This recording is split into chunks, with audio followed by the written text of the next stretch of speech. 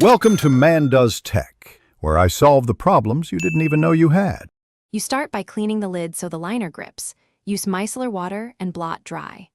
Once done, sharpen the waterproof pencil to a precise point and warm the tip slightly between your fingers to soften the pigment for smoother application.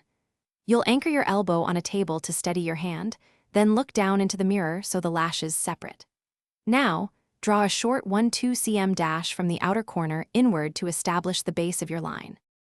You connect those initial dashes using short, controlled strokes, moving toward the inner corner and keeping the line as close to the lashes as possible so there's no visible gap. Once the basic line is laid, refine the outer corner by adding tiny flicks to shape a wing if desired. Make sure both sides match by comparing angles.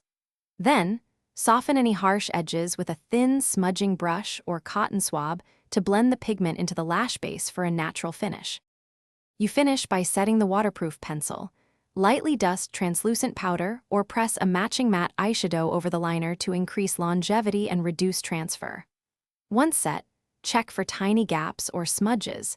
If you see smudging, lift it gently with a dry Q-tip and reapply tiny strokes where needed rather than redrawing the whole line. If the pencil drags or tugs, warm it briefly in your hands and use feather light pressure.